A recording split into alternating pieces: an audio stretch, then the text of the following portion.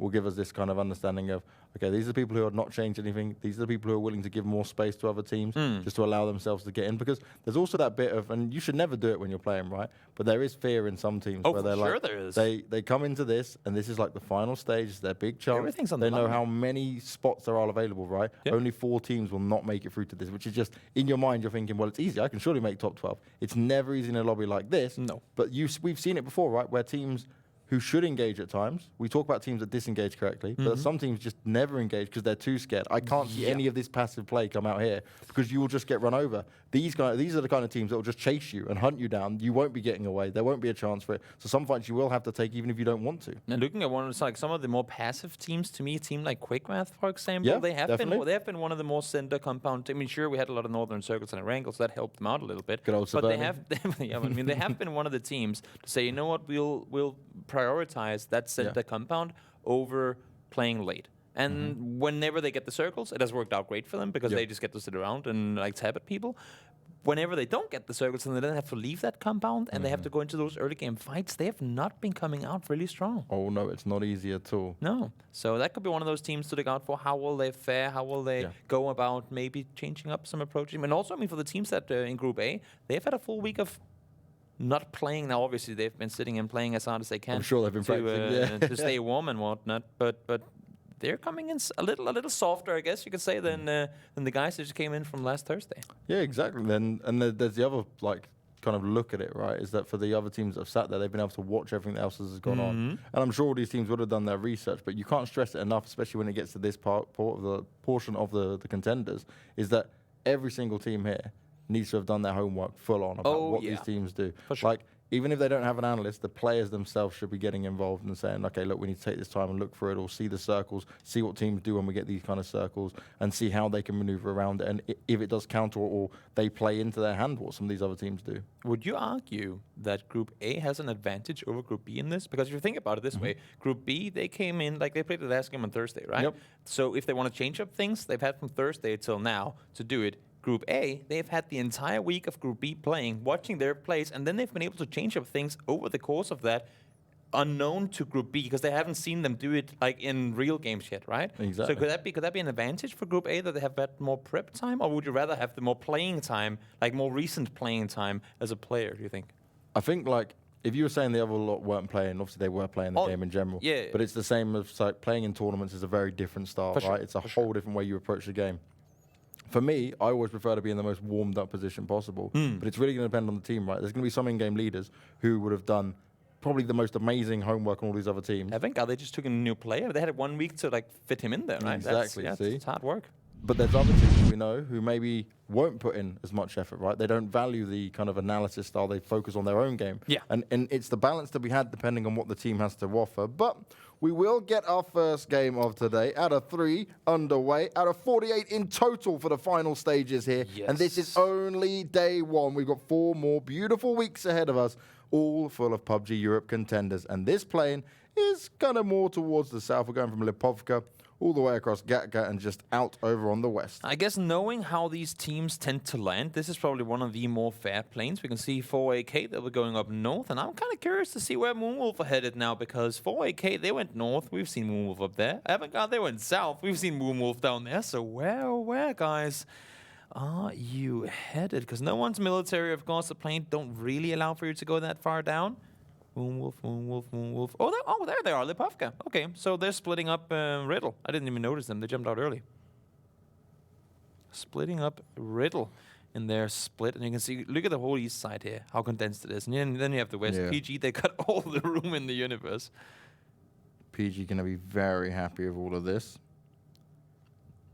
Avangar gone for the old Milter Power, which we normally see them go to, right? But do you remember how many times they weren't able to get it? Yeah, look at this. Se7en and No Tag. They've been landing together in Rozak. We were talking about this coming into this day. Who's gonna? Oh my God, they get the circle east anyway. What? Who's gonna commit to Pachinki? We talk Zoekt Een Naam. We talk Se7en. 2 of the stronger teams in the groups here. Seems like Zoekt Een Naam, there wasn't even a contesting. It was just Se7en saying, you know what? Nah, we're not gonna do that. We're not gonna spend our time trying to take that. So now they got a full fight going on in their hand. And also down south, we have multiple other teams squaring off. It's Gamerlegion and Winside. The fight for control and the fight for dominance we expected to see here. Jupzig already gone down at the hands of Se7en. And that is them saying, well, you can come wherever you want, but we will give you a hard time when we are ready for it. And this is where you have to make a statement in this opening game. Also keep in mind that until we just saw that knock and finish off come in there, they had no clue who was landing with them. I mean, they might have been able to math and analyze their way to what the potentials were, but there are multiple teams that could have been exactly. Gamerlegion, they lost Bjorn down south. That was down by Ferrypier, maybe just overstepping their boundaries a little bit. We know Winside liked to loot Ferrypier. We know Gamerlegion liked to loot east of Ferrypier and kind of Ferrypier too, but then you have Desperados on their east side, on the western side of Farm. Honestly, Gamerlegion, they're really, really pinned in down there from very early on. They will have very few vehicle spawns to work with, and they will have very minimal loot. They might be better off maybe going North Georgia of all places. Do you think we're now going to see as well, with 4AK going up to Stalber and Kameshki, we've seen it many times, do you think they're still just going to be able to split both that and military base quite happily now? I mean, if it's a plane that suits both, like let's say from northeast to south plane that allows for military and for Stalber, then I would assume another team is going to take either one of the other two spots. But so that's what I'm thinking of. Like I think for 4AK they wouldn't want to lose military bases, like the kind of no, they wouldn't give it up either. They've always played that. They wouldn't give it up either. No way in hell. Like they would want to contest it, but then again, I mean, we have Northern Lights in here. They're a military team too, right? Exactly. So we gotta wait for it and see what's gonna happen. This just makes it super interesting. This is why really the first day becomes super exciting. And trust us to get the most mental circle to start things off with. Let's have like 40% water. Let's go super far east. And let's also make sure that plenty of teams got a hard rotate to do. And let's keep in mind as well that it is 48 games. So in all honesty, even though we keep saying, oh, every game matters equally much and you always got to try your hardest, because you do, still, you can kind of risk these first, maybe even the first day trying to contest the spot.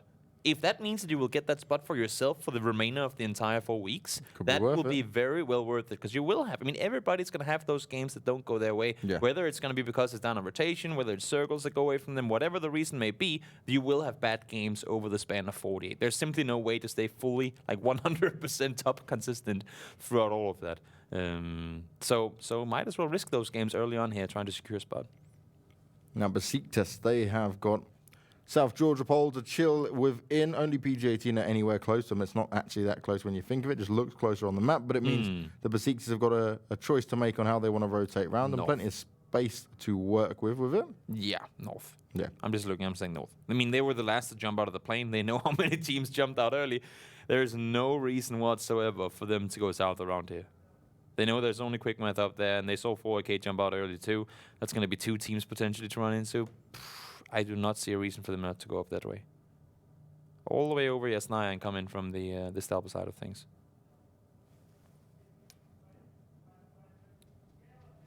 Huh. Nice vision there, Mr. James. Yeah, I'm just freaking out a sec. I was like, is this correct? It must be, because it's on the event server. We just completely credited Mr. Tuck from Swarm for being picked up by Avangar. And to our surprise, to my big surprise, I didn't even know about this. I even mentioned the name before. Aliyah is playing for Tornado Energy. That's an insanely good pickup too. And Fix now. Lost beyond before, but they spot out Zoekt Een Naam. Shots fired, but not a whole lot more to it. Aliyah on Tornado Energy, though. That's an insanely good pickup. Think about the way they play. I wish we had a mini cam sometimes, right? Because like when I pointed it to you and I just looked at my face, just thinking, am I just looking at like a wrong error? Is that even like you just don't? Like my brain was just completely miffed by, wait a second, this doesn't make sense. So that's interesting. 2 Swarm players found new homes already. Goes to show, I mean, even though you might not be a signed player, if you play well enough, these orcs, believe me, they do look you away. And if you're a player from a signed team constantly getting killed by a guy that's unsigned, and you have maybe one player that aren't living up to what you want, or a player that is not playing the play style you like to play with the team, then who knows? Who knows? Might be better off picking off one that has killed you a billion times before. Well, Northern Lights are getting shot at by Riddle from afar, and we need a home as well. They're out in the open, the car is on fire, and also Tornado are taking a few shots at them. That is a rough start to the game for them. Now, I mean, I guess they are inside the circle, so that's not the worst set of circumstances, but the remaining 2 players with 1 vehicle as well, that's 4 guys down to 1 vehicle in the open early on. That's a recipe for disaster. Scary, especially for the start they would have wanted here. but obviously they were again fighting for very little space within it. Zen made their way in very comfortably, not looking to hug the edge this time around. They're getting themselves off towards shelter, as you can see. Desperado's nearby, the last two Northern Lights players, Tornado. To go back real quickly and touch upon the whole Tornado energy pickup of Aaliyah, right? Their playstyle in fights is that 4 guys together smash mouth thing. Now they have the option, because the way Aaliyah played, like the way they used Aaliyah on Swarm was to send out on the edges, get those off-angle positions. If they can do that here with 3, I mean, we saw Tornado what they can do with 3 guys alive. They can pretty much be a 4-man team, right? If they have that, plus the insane scouting and flanking abilities of Aaliyah, that's going to be really hard to deal with them in a team fight. And that is what's going to make this very interesting. See how this dynamic changes. Tornado, we said about them, did very well at the beginning, slowed down a bit towards the end of their phase, but they had enough points where it wasn't too much of a problem. I'd love to know how much time they've put in practice-wise, though, with having Aaliyah on the team I hope now. a lot. I mean, when you pick up a player coming into a final, that's going to be... You better do it because you mean it. I mean... I love how Tuho just crashed into the car on a bike, and and somehow... the car just started flipping like crazy, and the bike was like, that's all right, I can deal with that. Rocky now trying to avoid death while more bullets are rained off towards him. This ain't gonna be easy whatsoever. You can see they're coming on the they're side driving as on well. the side of him. He can't catch a break. Car is starting to smoke up a little bit. He wants to jump out, but he is going to be pinned on his own, and that's going to be the problem unless some of his teammates can come around and help him out. I like the disengage from Pelsish as well there. They realize, you know what? He got the compound. We don't know what's waiting for us up on the other side here. There's no reason to go over aggro on it. Besiktas, they already made their way into the eastern side of the circle. As we said, they were going to be coming in from the north, and indeed they did. 4AK trying to hold them off, but seems like they'll be making their way down towards the Pufka. Yeah, Ronnie's aggression is not turning off yet. He continued this. He was the man trying to lead the charge multiple times for 4AK across their games. Lux. Just 180ing on the edge of the water. No big Look like a good fishing spot, you know. No big deal. Living the life on the edge. Now, next circle, where are we headed? Well, how rude will they be? How much water will we get? Well, not that much of it, actually. Oh, wow. Lumber mill in the center. That's a pretty interesting circle. Haven't had a whole lot of those, or pretty much any of those in this phase. No, we've not had a lumber mill ending. We Yeah. had it in phase 1. It became There were a couple a lot of times. there were a lot of them in phase 1, but not phase 2. It's so wild how the circles like drastically change like that.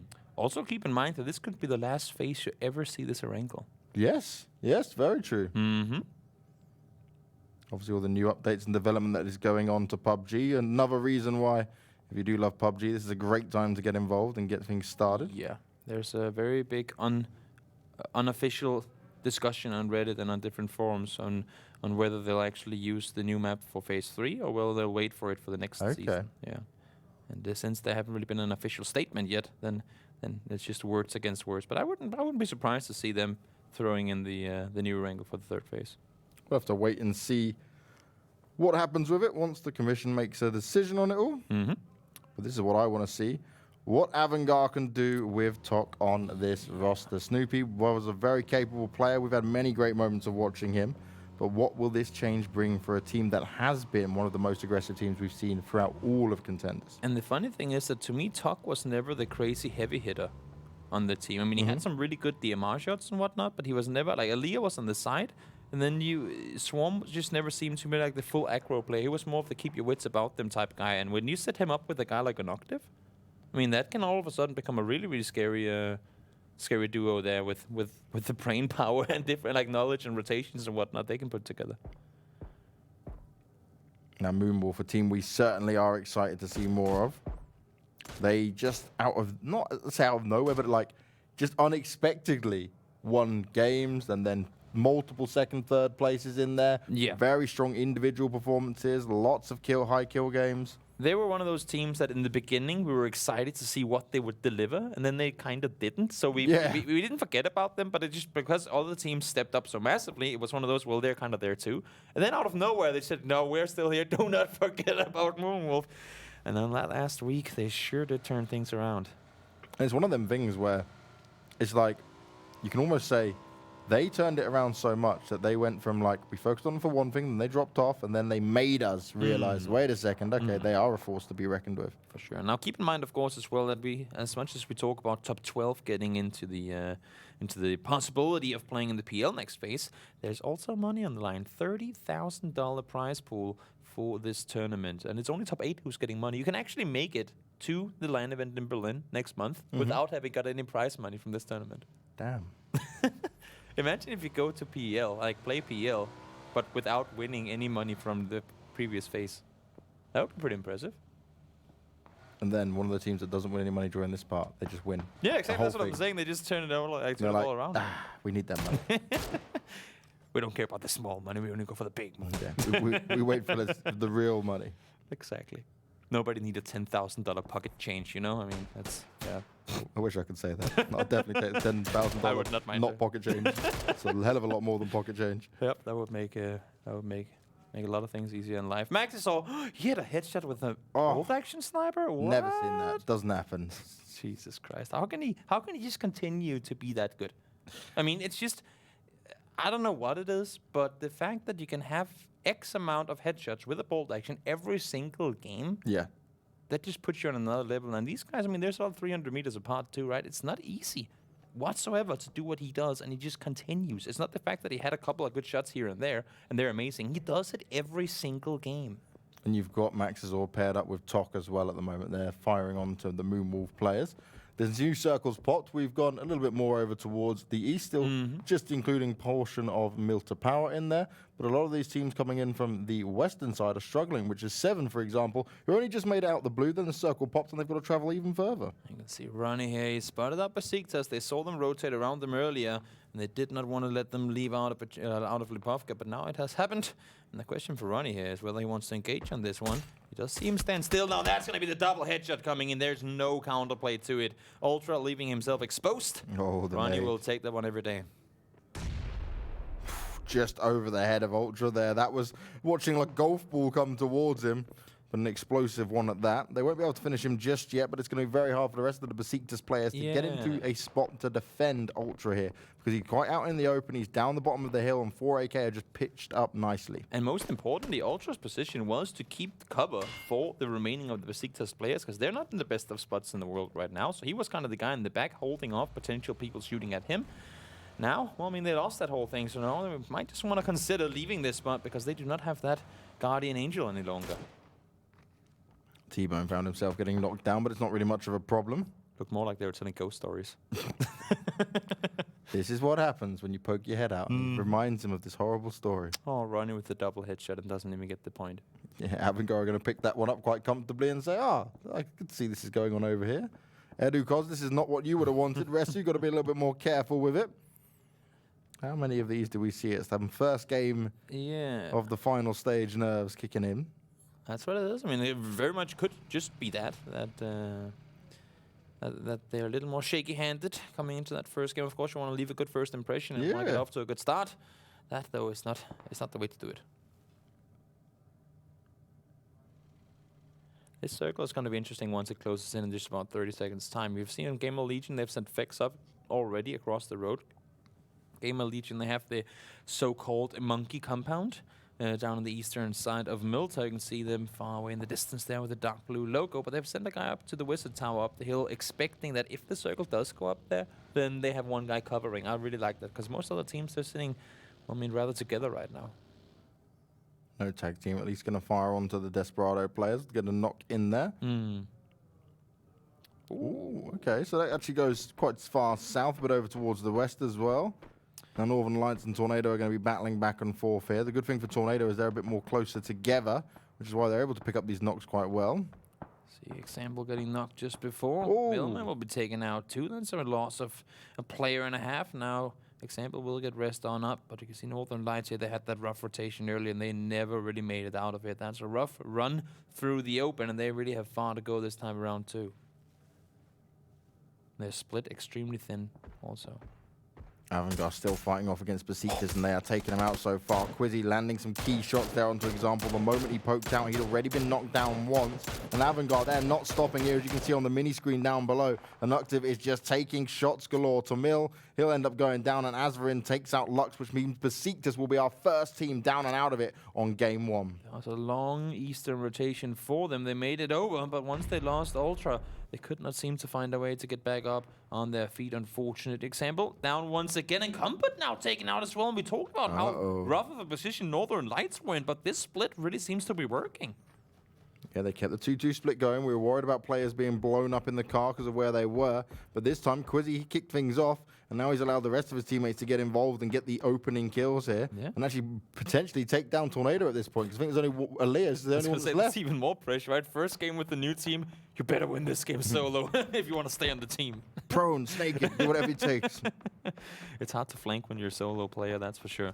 Arco, Moonwolf, they're making their way across now as well. You can see the majority of the circle did commit to the other side of the road. And oh, that's a lead down. Tornado Energy not off to a good start, but of course this is an open area to play from. Yeah. And they were just not expecting Northern Lights to be all around them like that. Gamerlegion also under pressure. There's multiple of their players that have been knocked down and fired up onto. Can they hold on though? They're very much surrounded by Se7en, Moonwolf, We Need a Home, and Winside. As Avangar, they have got super active again, right? 14 teams alive, they've had 4 kills already, and they are not stopping anytime soon. They're just on the edge of the circle as well. They can push their way in. They're still doing the 2-2 split, but they are just starting to engage. And they need these knocks desperately because every single time they make a rotation, their team's holding them off, and the more damage they can do, the more, like the fewer weapons they can have looking in their direction, the easier those rotations will be. Max, so once again, hitting heads. That's the second one this game. We can try and keep track of it throughout the phase and see how many ends up landing. It's going to be close to impossible to count up. Yeah, if it was any other player, I might give it a try. As it's Maxisor, probably not. I know he's going to land most of them. We can have it like in a corner. Maxisor bolt action headshot counter. That's a stat. And now he's got a nade. He got nades too. He is all over the place, that man. PG squaring off against Zoekt Een Naam. They've been fighting for a while now. And Moonwolf as well, trying to hold off this inevitable Winside rotation. They have made it over though. And Risa should be within nade distance now. Oh my lord. Oh wow, the double nade comes in, and now this puts a lot of pressure onto Winside. Instantly another player gets knocked. Moon is low on health. More shots coming out towards him. Okko's trying to push up on him at the same time. He's got the first aid off, but they're being sprayed down and ripped apart. And Moonwolf, once again, they come out ferociously dominating their competition. Completely slaughtered. That nade led to the death of their opponents. Winside, they had the rotation on over, but they were just sitting on top of each other there in the end. Not a whole lot more they could do it. Now PG as well, they're under tons of pressure from Zoekt Een Naam. We saw knocks coming in twice towards T-Bone earlier, but they never really found themselves in a position to push on it, and that's going to be PG down in 13th as well. Interesting start to the tournament here. A lot of teams being wiped off early on in different positions on the map. And this is where it's interesting because there's not been real opportunity to third party for a lot of these just because of the way it's going on. Now, We Need a Home and Moonwolf are fighting, but their circle is going to move in very soon and they're right on the edge. This is maybe not the smartest thing to do at phase 5. Oh my god, again! You gotta worry about how you play this one. Look at Moonwolf there, just harvesting the edge of this circle. He is just, like, that was just a monstrous spray. Didn't miss a shot. He was completely on point of it, but now they've attracted the attention of Gamerlegion, who are taking multiple shots, same as Quickmath, and this is what happens. Third partying is now possible when you're right at the bottom. You're on the far edge and you're in the open. You've gotta always make sure that you're not visible. Hamster now landing one more shot. Hamster and Fex are the only 2 remaining players on their team. Washout did get taken out there too. I believe that's the first kill coming from Quickmath. So now it's when they start waking up in the aspect of getting some points on the board. We Need a Home trying to get themselves out of this horrible position. It is going to be a struggle bus for them. Prone players down on the floor. Azrin trying to avoid being flushed out here. Nice work being done by Tok to hold on to it. Ronnie is still in the back lines though, but there is a couple of knocked players here for Avangar. They are being sprayed down. Ronnie is on top of it, but how much more damage can he do? What? Beautiful! He was absolutely on point. That crosshair placement, the incredible stuff. Can he get Maxisor down as well? Avangar under massive pressure, and he just about manages to hang on, but it's all because of Riddle. Hanny was the one to save the day for Avangar there from the backside. Wow, 2 guys. That was as close to like Vietnamese warfare style. They just come out of nowhere and start engaging. That was absolutely insane. Yeah, the quick jump up, and now you look at the Avangar players, they're desperately just trying to stay up in this, but they are being picked apart from afar. Top goes down as well. We need a homer out in 10th. That was a hard rotation for them. They were chasing the circle, and they were late on into it, but Avangar, they could be very close to going out here. Yeah, Max is always going to be the last player alive. I don't think Noctis is going to crawl out of that one. Nope, not going to happen. He goes down. Ival has been knocked as well. Vasco trying to make the run around the side here. We did see T-Bone going out just before too, so only Vasco and Page up. At least for now, but look at the circle damage combined with teams shooting up towards you. That's going to be you down in just a second, Vasco. I'm sorry. Boop. Wah, wah. Not a lot more to do there. Yeah, there's not much you can do when it gets to this point, right? You can only try and hold on for as long as you can, but that circle damage is strong, as Otherwise is showing us right now. He's still trying to avoid going in.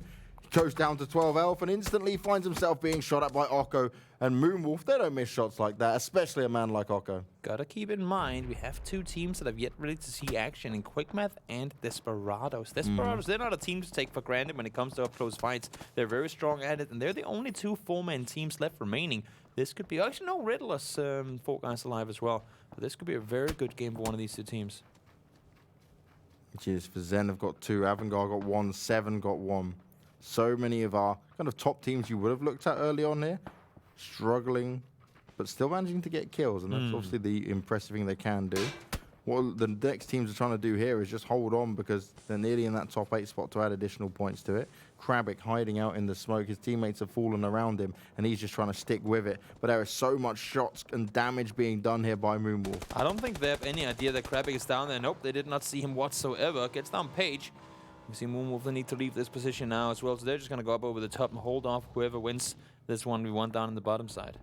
Ival looking for it, doing the damage. Se7en will be out in 9th, and that's 5 kills now up for Zen. So not the end of the world for him here, but it's not the greatest start they would have wanted, especially for Se7en. They were aggressive again, a few kills on the board, but not enough. As Northern Lights, we spoke about them. They were trying to hold on, but they get double tag teamed, and that's by Desperado and no tag team. Yeah, it's not easy whatsoever. Moonwolf hitting their 10th kill there with the finish up on towards Ival as well. We talked about them having good thing going last week, and now they're sure as hell bringing it into the start of these finals. What a hell of a first game for them. Already securing themselves placement points and 10 kills to it as well. And look at the way it's done, right? 3-3-2-2. I mean, it's completely even across the board for them. Of course, Max will still manage to make it to top 6. He's just chilling on his own. He's managed to do the job he's looking to do here. Is Desperados now, they want to get active. They want to start taking some control of this circle. They know they were in a good spot on it, and they understand where no tag team are, because they did just help them finish off Northern Lights, which means for no tag team, this uphill battle could be a little bit too tough for them, especially as they're not fully in the circle just yet, and it is going to be doing a lot of damage, and you can see it. Aros is just going to be bleeding out ever so slowly, and that is going to be it. No tag team out in 6th. Only 1 kill in it for Desperados there, but they do manage to get, of course, a secured placement point off of it. So not the worst set of circumstances for them. But as you said, I mean, they want to get active here because they know we have 4 guys up. We haven't really used our vests or helmets. We have plenty of utility. Yeah. We don't want to have that. Like, whether we win the game or not, we don't want to win the game with 2 kills. Nope. We have a chance now to start farming. And that's exactly what we want to do. And that's what they can do. They're really good at clearing these edges. And that's the thing. There's so many teams in this group that are really, really good at doing exactly that.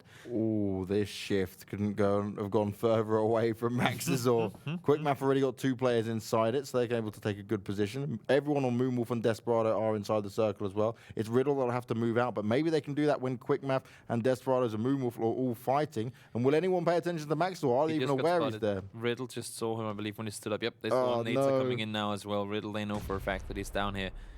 What you got, Max? We know you can land those headshots, but how can you deal with 4 players pressurizing you? More damage coming out, and that's Coldamenta doing it. He barrels a smoke forward, and he's going to have to try and heal himself up, but he knows he'll be running soon, but it's not going to work out. The headshot is landed, and Desperados will take down Avangar. And look at the reaction from Riddle as well. They immediately realized who it was that was over there. Immediately, like, insta-kill coming in. Boom, they turn around, go the other way. Nice play from Riddle, keeping their opponents maybe a little unaware as to which side they're coming in from here. And that's what it's all about as well, right? Having an element of surprise to fight with. The benefit for Desperados, they have so much of this control all on the west and pretty much the overall parts of the north. And it's up to Riddle to try and challenge that now with 4 players.